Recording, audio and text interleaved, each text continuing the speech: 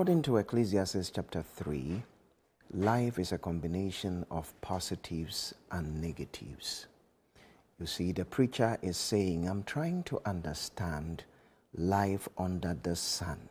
And he says there is a time to be born and a time to die, a time to embrace and a time to let go, a time to cry and a time to laugh.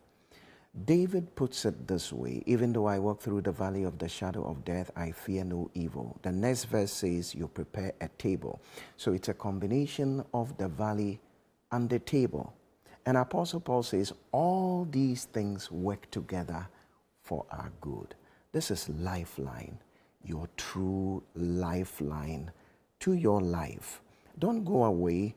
This is where help is. We will take a short break.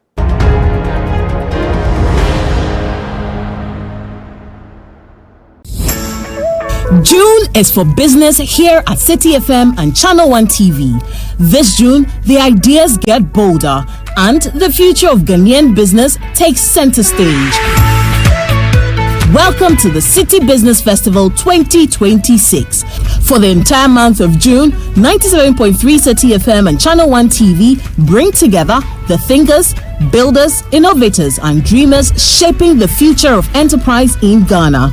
From powerful business forums that spark meaningful conversations to insightful on-air discussions with industry leaders and change makers, to stories of resilience, innovation, and ambition from Ghanaian entrepreneurs. This is more than a festival. It is a movement of ideas, strategy, and impact. Whether you're starting small, scaling big, or simply dreaming of your next breakthrough, the City Business Festival is your platform to learn, connect, and grow. Join the on-air series every weekday at 9 a.m. on the City Breakfast Show on 97.3 City FM and at 11 a.m. with a repeat at 6 p.m. on Channel One TV. This June, let's challenge businesses. Let's refine ideas. Let's create impact. Call 0205-973-973 for further details. City Business Festival 2026, driving ideas into impact. The City Business Festival 2026 is powered by 97.3 City FM and Channel One TV in partnership with Absa Bank, and it's proudly sponsored by Absa Bank, MTN, Zondatech Ghana Limited, and Petra Trust.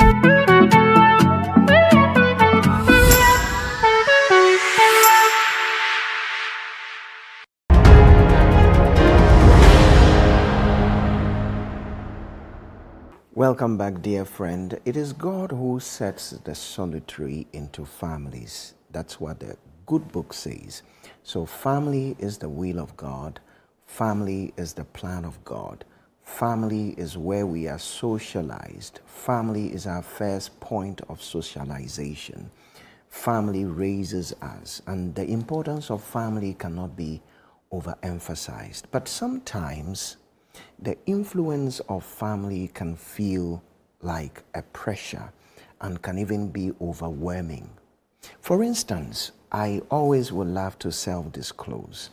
My late father, may his soul rest in peace, great man, Mr. George Alfred Korankye-Mensah, he was always pushing for me to be a lawyer. I later realized that it was his dream, and because he could not realize that, he wanted me to live his dreams for him. Not with a bad mind, it was out of love.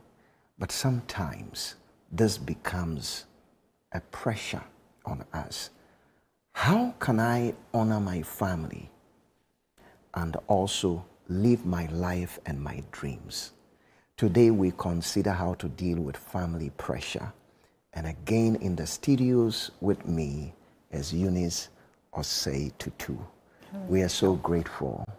You have been here back to back and we are grateful. And thank God for your life. Eunice, how have you been? I've been good. Okay. Looking forward to this. Okay. What do you think about this conversation, family pressure and how to deal with it? I hope we don't ruffle too many feathers. Oh, I don't think so. Okay. We are here to help people. Yeah. We are here to make life better for people. We are here to give people the tools to effectively live their lives. Eunice, looking at the family, what are the areas do you think pressure will come from? What are some of the areas you think family will want to have a say? I mean, it's okay if family will want to have a say, but sometimes they want to have the say. Definite. Yes. It is either our way or no way. Talk to us about the areas. Areas family can sometimes try to interfere. I'm finding it very hard to use the word interfere, but for want of a better word, Yes. what are some of the areas? So these are often the areas that are visible to people, and that's tell of your social standing, your settling down. Okay. So you have areas like marriage. Okay. Your family wants, even if they don't want to choose a partner, sometimes they want to be able to tell you where not to marry from. Or where to preferably marry from. In some families, you're actually told, you're given a few families to pick from.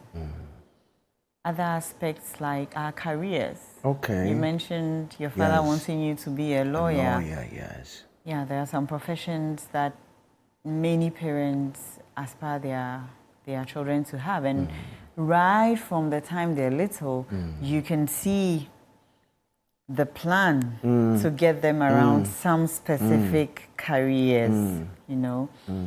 And then there are also things around children.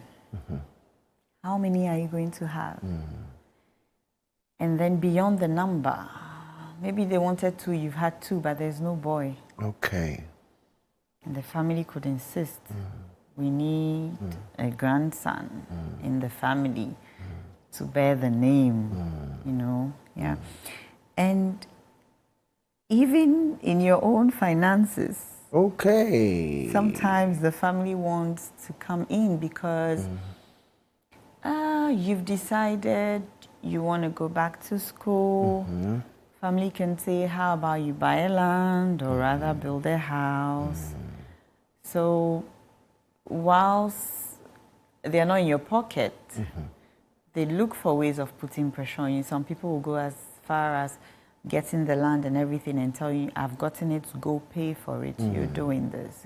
Or you're going to that school and not buying the house or building the house. I've gotten admission, go pay. So these are some of the areas where family people will try to put pressure on us. And the thing about pressure from family is that these are the people whose opinions matter the most to us. So it's quite painful. And often it's not coming from a bad place.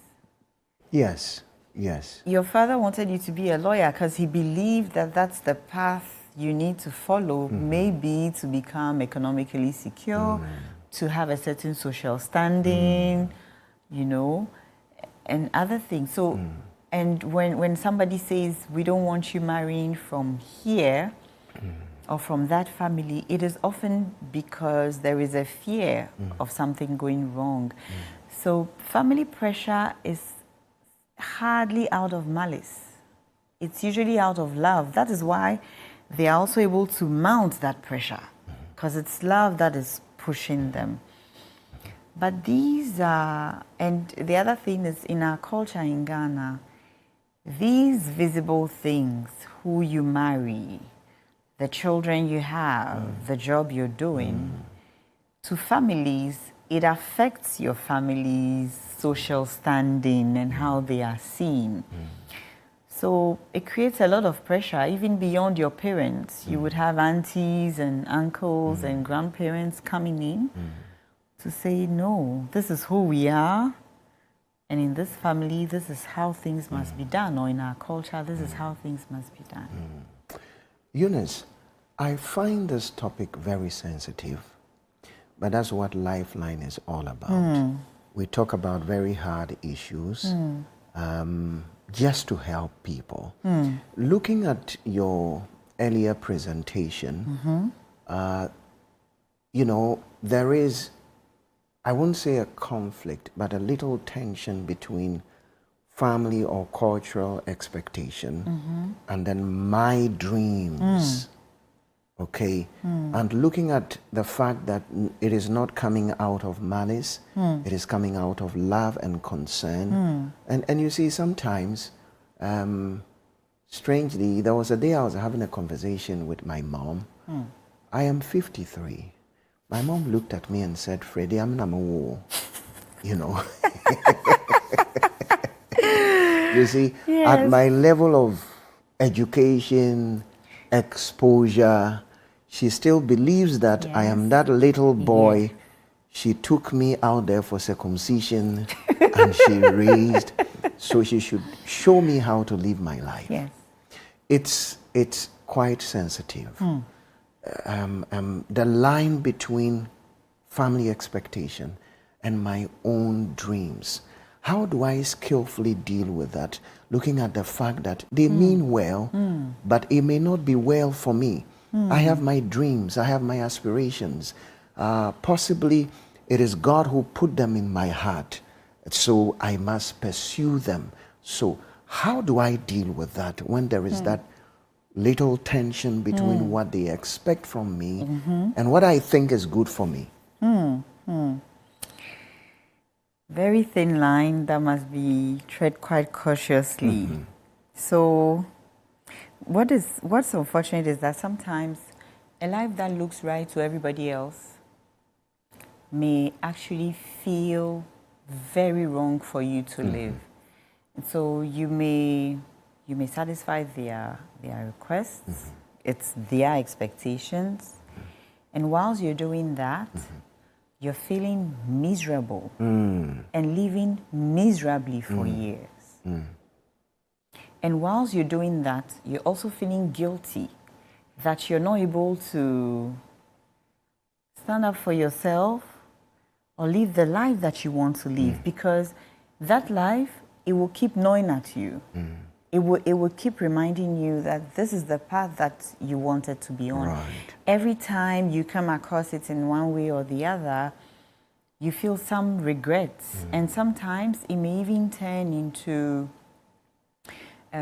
some negative emotions against your parents or the family people who forced you into that decision. So how do we navigate this? Because like you said, you're over 50, and yet your mother would still see you as a child. She still remembers all the mistakes you made growing up every time she needed to discipline you, and in her mind, she knows better than you. One of the things that it would be great if parents understood is that children and other relatives are not ours. You brought the child into this world. You were a vessel for carrying the child, for bringing it into this world, and for ensuring the child's safety and growth. But the child is not your possession. And the child's life is different from your life. They came here with a specific purpose, which you sometimes know nothing about. And so your role is not to dictate their lives, because then what it means is that you're probably putting them off their path. And you would realize that such children internally, even as adults, they go through a lot of anxiety. Psychologically, emotionally, it can be very devastating that you're not allowed to live the life that you want to. There can be stress. If it's a teenager, you may be breeding a liar because you want to. They will tell you what you want to hear.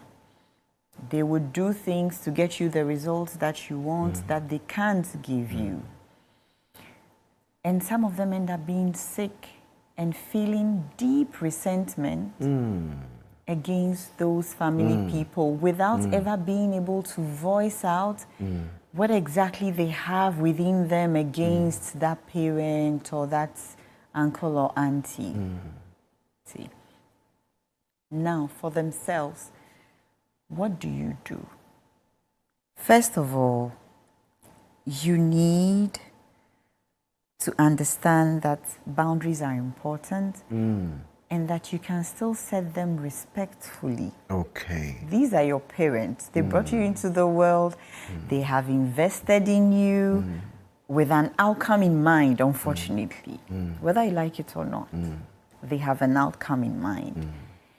And so, respectfully explain your boundaries. Now, first start by listening to them. Understand where they're coming from. Again, it's often not from malice. It's out of love. I made this mistake. I did this job, or my brother did, and today he's penniless. And sometimes it could even be out of experience. Yes. Yeah. Yes. But I've realized that since I started doing this, it's working out for me, you know. If I hadn't bought that land, this wouldn't have happened.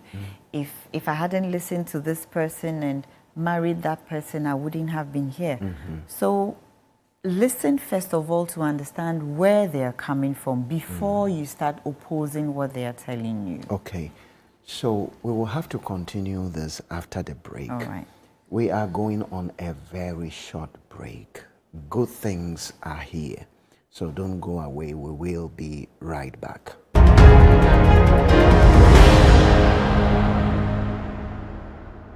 From Accra to Buenos Aires, from Lagos to London, the world is locking in for the greatest football spectacle on earth, the 2026 FIFA World Cup. But before the first whistle cuts through the noise, there's a deeper rhythm to the game. Every badge carries history, every player brings a story, every number means something. Welcome to World Cup Central, only on Channel One TV. Hello and welcome to another episode of World Cup Central right on Channel One TV.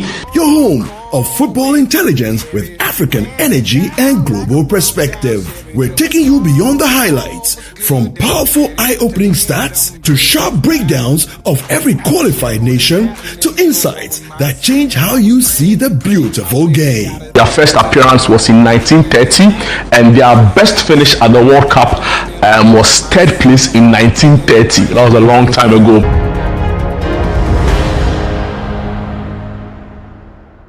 Welcome back. We are talking about family pressure and how to deal with it and respectfully stay between family expectations or cultural expectations and then your own dreams or living your own dreams. And in the studio helping us is Eunice Osei-Tutu.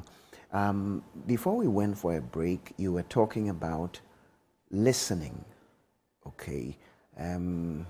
I hear listening is an art, you know, but after you have listened to them, you will also have to share your heart. You also have to communicate to them. So how do I communicate effectively and respectfully my choices? You know, I know that I'm not going to allow my parents to live their dreams through me. Then who lives my dreams? Do I put it on my son? Your children. You see? So how do I make them understand that? How do I communicate, number one, effectively and respectfully? So even before you start speaking, you want to be well grounded in what you want, because you don't want to seem confused. Okay. So first of all, think through carefully. What do you want? And it often helps to think through how the interaction is going to go and how you're thinking of developing this conversation. And then you start by being very clear. Don't over-explain yourself. Okay. Be clear and concise. Be calm. These are your family people. Again, they are highly invested in you. They've spent so much time, energy, and all that on you. They want the best for you. So you want to be respectful. So you're being clear, but you're being calm whilst you're communicating it. Right. You're not shouting. You're not stamping your feet, you know, to insist on what you want. Okay. And then you want to be honest. Part of the challenge is that sometimes, because you don't want to be offensive, you will try avoiding certain aspects of the conversation. Very true. Very true. But these are the things that need to be spoken out.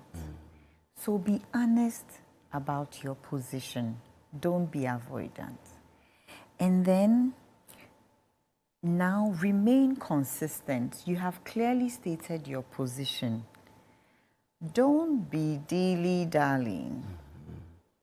Remain consistent in that position respectfully. Every time somebody brings it up, still remain consistent in that manner. It makes it easier for them over time to understand you. Don't confuse them, because they already don't want you on that path necessarily, you see.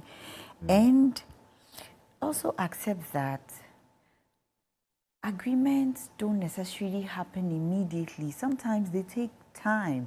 So whilst you're certain of what you want, give yourself and give them time to accept your decision. Don't expect that overnight they will side with you.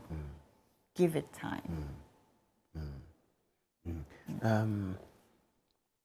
In the earlier conversation, you talked about setting boundaries. I find that as a big challenge for people. They go to both extremes.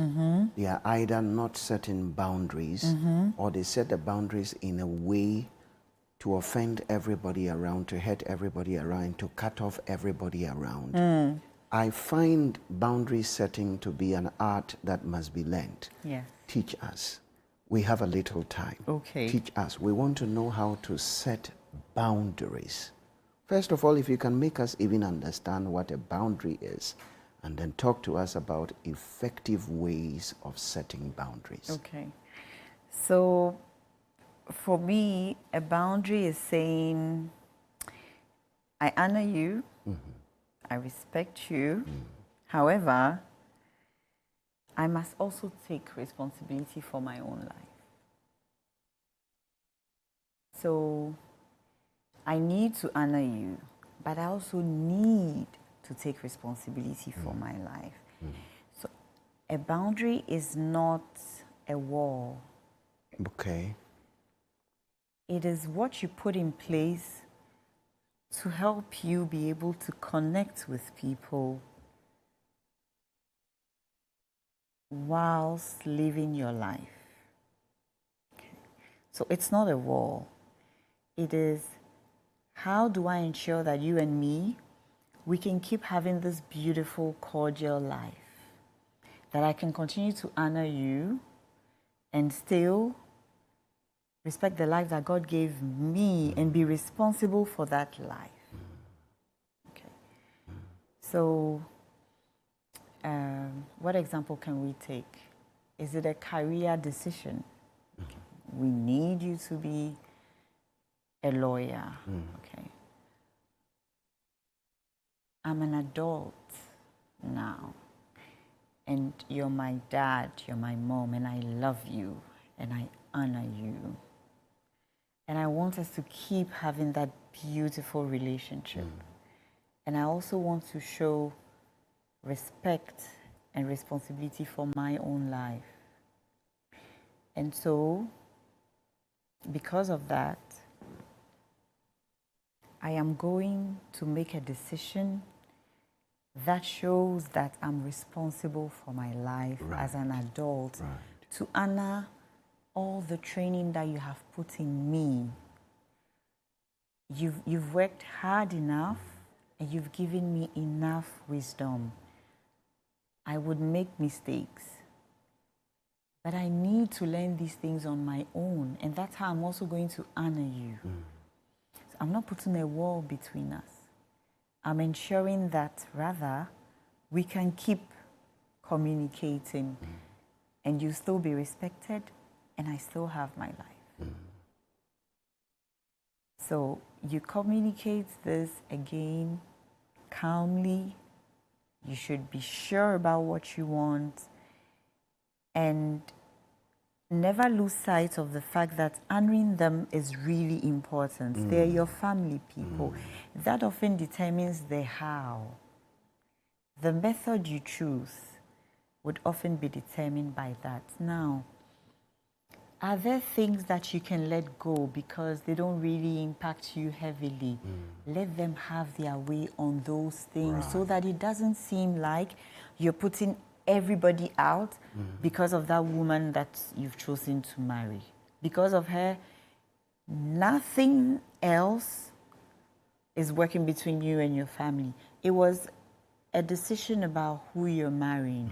It wasn't necessarily a decision about where your grandchildren will spend their holidays or whether they would be with your family people or not. So let it be strictly on where there is a challenge. What you can let go so that it doesn't become a matter of, in an attempting to set a boundary, you get everybody out of your life. You don't need to. The boundaries must be set only where they are needed. Necessary. Then you clearly send the message that everything else is open. We still have a relationship. We're this way. On this one, we will continue to have a relationship in this manner. Right. Awesome. Eunice Osei-Tutu, it's been awesome having you on our show today. Thank you very much for the tools that you have put in our hands. And please, as we sign off, I need you to understand the principle of honor should govern your relationship with family, especially parents. Ephesians 6:1, honor your father and your mother. By extension, family. Anybody that has a voice of authority in your life, you should deal with them by the principle of honor. But that does not mean they should live your life for you, because your life is your responsibility. So the thin line between family pressure and living your own dream is respect, understanding, and firmly and respectfully communicating your choices to family. I pray that the grace of God will be with us, that we'll be able to live peaceably with all men, especially family, and we will get it right in this sense. In Jesus' name, amen. God bless you and thank you for staying with us. See you next time.